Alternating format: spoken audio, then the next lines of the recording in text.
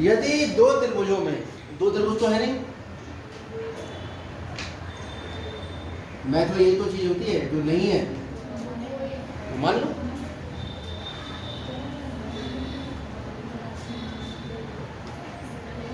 दो त्रिभुज हैं, यदि यानी ज्ञात है, दिया है, इसमें आपको क्या ज्ञात होगा, या ज्ञात, आपको क्या पता होगा, आपको पता होगा कि यदि दो त्रिभुजों में संगत कोण बराबर हो, संगत का मतलब ये वाला कोण इसके बराबर है और ये वाला इसके बराबर है और ये वाला कोण इसके, यानी कोण A बराबर है कोण P के, कोण B बराबर है कोण Q के और कोण C बराबर है कोण R के। निष्कर्ष क्या निकलेगा, या सिद्ध करना है, जो हम करेंगे नहीं, केवल इनको एक एज इट इज याद कर लेंगे। यदि हमें तीन संगत कोण एक त्रिभुज के दूसरे त्रिभुज के तीन संगत कोणों के आपस में बराबर हो, एक संगत कोण इसके बराबर, ये इसके बराबर, ये इसके बराबर, तो क्या होता है, उनकी संगत भुजाएं एक ही अनुपात में होती हैं। संगत भुजाएं कौन होंगी, इसके सामने वाली भुजा इसकी भुजा के संगत, ये कोण इसके बराबर है, इसके सामने वाली भुजा इसके सामने वाली भुजा के संगत में, और ये कोण इसके बराबर है, इसके सामने वाली भुजा इसके सामने वाली भुजा। संगत समानुपाती होती है। समानुपाती का मतलब हुआ अंश में आएंगी एक त्रिभुज की भुजाएं और हर में आएंगी दूसरे त्रिभुज की, यानी AB BC C, AB के बटे में AB के संगत भुजा आएगी। AB कौन है, ये है, AB के संगत कौन है, क्योंकि AB जो है C के सामने है और C के बराबर है R, R के सामने है P, फिर BC और AC।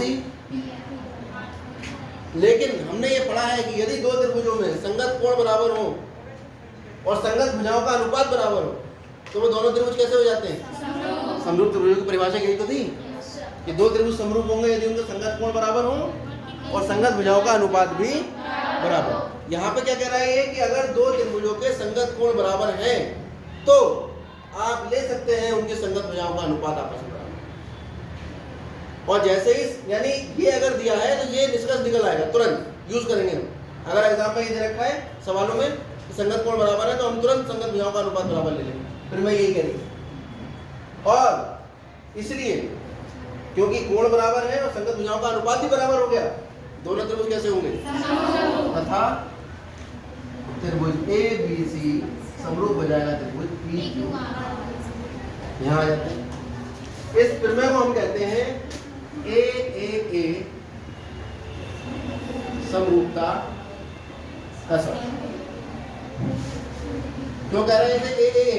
A का मतलब होता है एंगल, क्या कहेंगे इसको इसके अलावा, कोण कोण कोण समरूपता।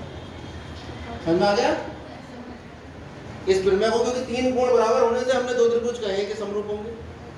अच्छा, अगर ये कोण इसके बराबर है, ये कोण इसके, ये x है, ये y है, तो ये कितना आएगा, 180 में से घटा के आएगा, तो ये x है तो ये भी x हो जाएगा, ये y है तो ये भी y होगा, तो ये भी 180 माइनस x प्लस y है।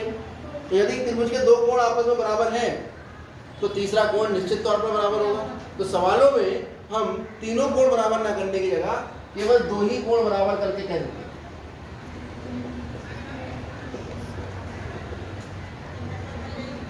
होती कसौटी तो यही है AAA, लेकिन दो कोण अगर बराबर हो तो तीसरा अपने आप बराबर आएगा, क्योंकि तीसरा तो 180 में से घटा के आता है और 180 में से बराबर चीज घटाओगे तो बराबर राशि आएगी।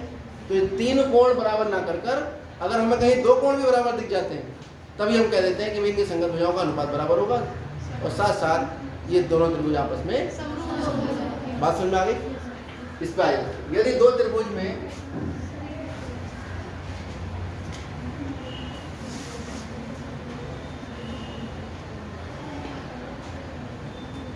दो त्रिभुज आपके पास है ABC और PQR, इसमें क्या ज्ञात है,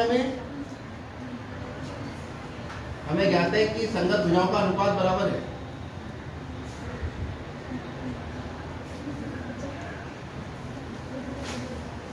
निष्कर्ष क्या निकलेगा यहां से,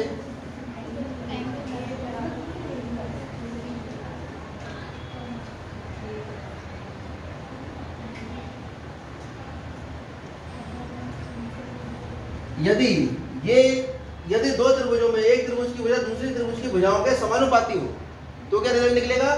तो इनके संगत कोण तो AB बटे PQ, AB बटे PQ, तो AB के सामने वाला कोण PQ के सामने वाले कोण के बराबर होगा, यानी कोण C बराबर कोण R। AC के बटे में PR लिखा है, तो AC ये वाली भुजा है, PR ये वाली भुजा है, तो ये वाला कोण इसके बराबर हो जाएगा। और तीसरा कोण बचा एंगल A बराबर एंगल P। अब भुजाओं का अनुपात बराबर है, कोण बराबर, इससे निकल आएंगे भुजाओं का अनुपात बराबर है, इसलिए हम कोणों को बराबर कहेंगे।